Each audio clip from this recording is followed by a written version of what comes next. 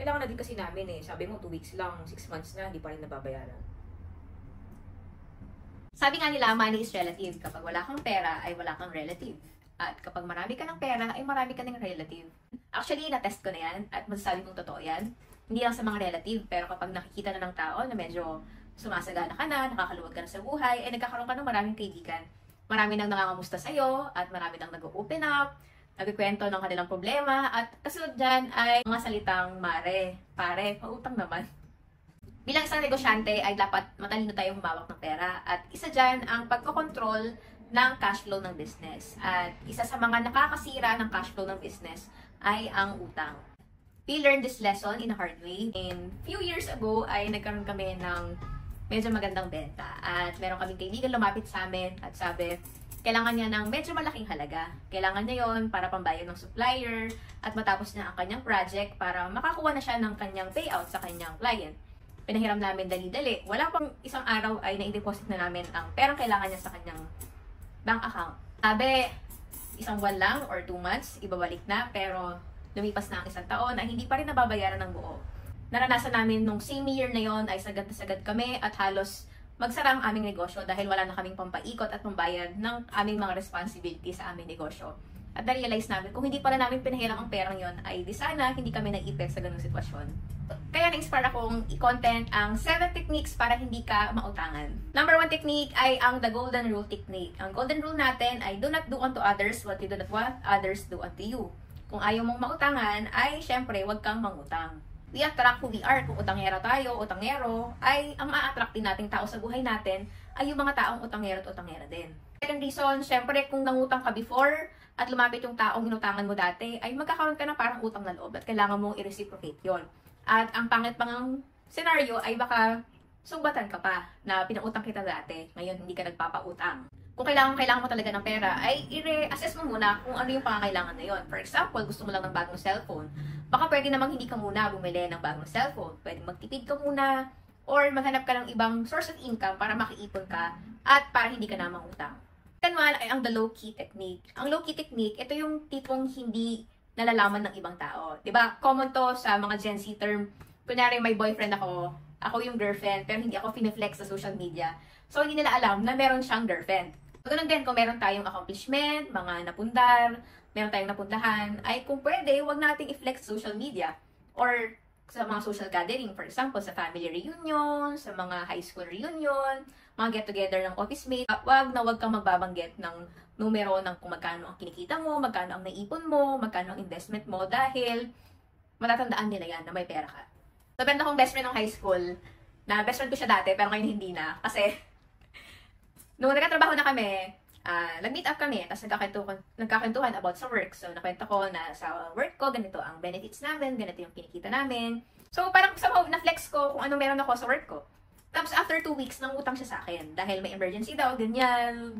Maraming kwento, ganyan. Hanggang sa, hindi na ako binayaran.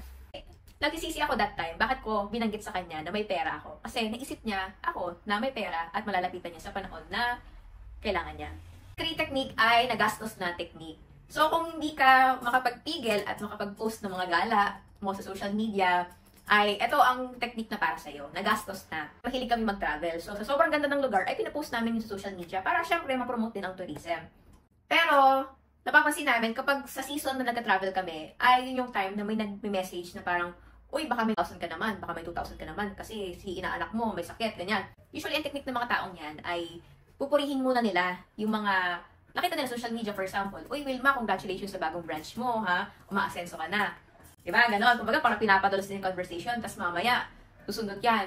Wilma, baka naman meron kang 2,000 dyan. Usually, ang sagot namin dyan kapag ganyan ang linyahan, ay sorry sister, kasi nakalabas din lahat ng pera sa business. Dahil nga nagpagawa kami ng ganito, nag-open kami ng bagong branch, kaya wala rin ako mapapahiram sa'yo. Pasensya ka na. Number 4 ay ang di ako nagpapautang technique. Sabihin mo talaga outright na hindi ka nagpapautang.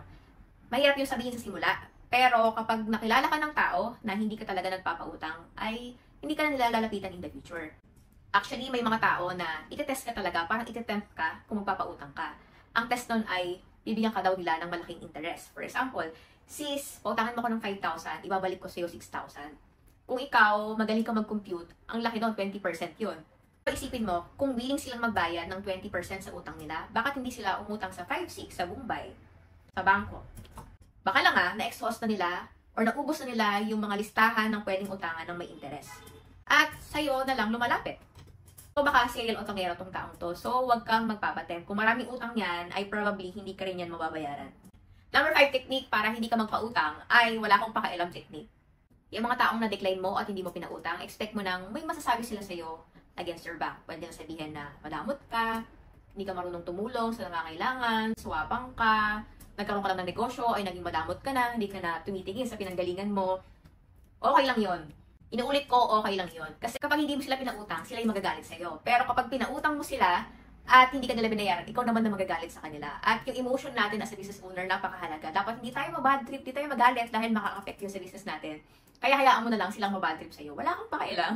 Actually, pwede kang tumulong nang hindi ka nagpapautang. Tanungin mo yung reason. Ano ba yung dahilan baka sila nangungutang at i-divert mo sila sa tamang direksyon. Ang number 6 ay ang tawad-bigay technique. So, ang gagawin mo, ibis na magpautang ka, ibigay mo na lang yung pera. Pero, ibibigay mo yung perang kaya mo lang. So, real life example ko. So, meron kaming kapitbahay dati na nung bagong lipat kami sa Quezon City, galing kami probinsya, ay siya yung parang tumulong sa amin, nag-help sa amin mag-adjust dito sa Quezon City. Tapos lagi na kami binibisita. Ngayon, kahit medyo okay na kami, ay binibigyan niya pa rin ang mama ko ng mga gamot galing center. So, somehow naging maganda ang relationship ng family namin sa family niya. So, may time na lumapit siya sa akin at sabi niya, pahiram daw ng 500 kasi pang requirements ng anak niya. As someone na close naman sa family namin at hindi ko mahindian, ay ganito na lang ang ginawa ko. So, sabi ko, di ba ate, 500 yung kailangan ng anak mo, pero wala akong 500 na mapapahiram. Pero ako, meron akong 150. Ibibigay ko na lang sa iyo to, pandagdag. At kung makakahanap ka pa ng iba na pwede mong hiraman. So, nakatulong tayo pero hindi tayo nagpautang. So, wait, sabihin nyo, Wilma, wait, yung utang may kapalit eh. At least yung pera babalik sa amin. Pero yung bigay, wala yung kapalit. Exactly, kung gusto nyo tumulong ay magbigay na lang kayo ng kaya nyo. At least hindi kayo mag-expect na may babalik sa inyo. Ang last na technique ay give out of love but with boundary. Gagawin mo lang to sa immediate family members mo, like asawa mo, parents mo, anak mo, at best friend mo na gusto mo talagang tulungan. Hindi mo sila papautangin, pero bibigyan mo sila ng ayon sa kaya ng personal bank account mo. Tinuturuan ko kayo na huwag magpautang. Pero kung kailangan nyo talagang tumulong, ay magbigay na lang kayo. Pero huwag na gagamit ng pera ng negosyo. Dahil kapag nagkaroon kayo ng ganyang paglabas ng pera, ay masisira talaga ang cash flow ng business nyo, lalo kapag madalas na nangyayari. Wait, hindi pa tayo tapos. May isang instance na pwede ka magpautang. Kapag yung taong nangungutang sa iyo ay gusto mong mawala sa buhay mo.